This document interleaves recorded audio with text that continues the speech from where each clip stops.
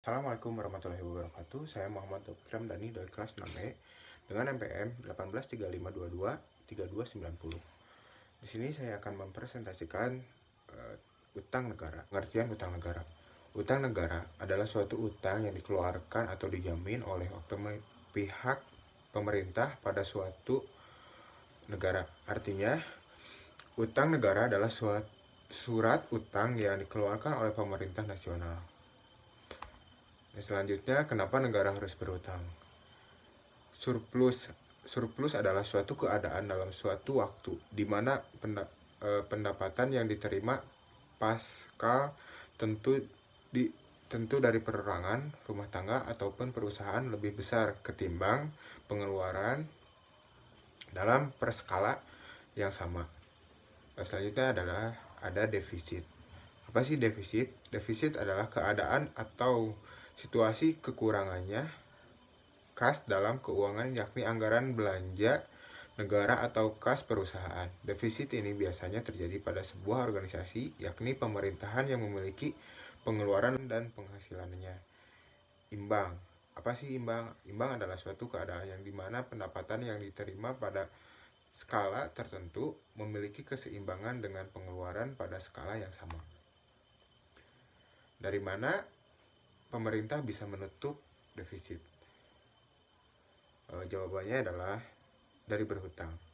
Karena pendapatan yang diraih oleh pemerintah tidak bisa mencukupi keperluannya, maka pilihan yang masih bisa diambil adalah dengan berhutang. Jadi sebenarnya defisit anggaran pemerintah akan lebih difokuskan untuk meningkatkan ekonomi negara. Setiap jali pemerintah memerlukan banyak pendanaan guna membiayai inisiatif perkembangannya. Maka negara hanya bisa melakukan dua cara, yaitu meningkatkan pajak atau berhutang. Jenis utang negara. Yang pertama ada utang domestik dan utang internasional. Utang domestik yaitu demi mendanai pembangunan domestik, maka pemerintah selanjutnya akan mengeluarkan obligasi agar bisa dibeli oleh investor domestik. Terdapat beberapa jenis investor yang mampu membeli obligasi dari pemerintah, seperti perusahaan asuransi, perusahaan bank, hingga dana pensiun. Utang internasional.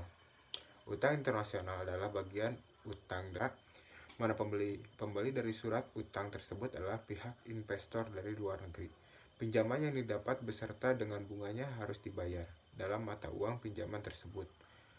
Untuk bisa memperoleh mata uang yang diperlukan untuk membayar kembali pinjaman yang sudah diberikan, maka pihak pemerintah bisa menjual ataupun mengekspor barang ke negara pemberi pinjaman tersebut, atau bisa menjadi mata uang negara pemberi pinjaman. Indikator kesehatan utang negara.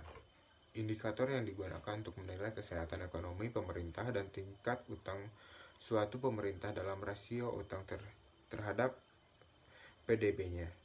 Nilai rasio utang yang tinggi terdapat PDB berarti menunjukkan bahwa negara tersebut beresiko gagal untuk membayar utangnya. Namun, risiko yang tinggi tidak selamanya buruk. Beberapa negara yang tingkat perekonomiannya stabil juga ternyata mempunyai toleransi yang tinggi atas rasio gagal bayar utang. Kontra utang negara. Utang negara percaya bahwa utang negara sangat diperlukan untuk bisa menjalankan operasional pemerintahan ekonomi negara, tapi tetap saja ada beberapa kelebihan dan kekurangan utang pemerintah, yaitu utang negara mampu mendorong perkembangan ekonomi.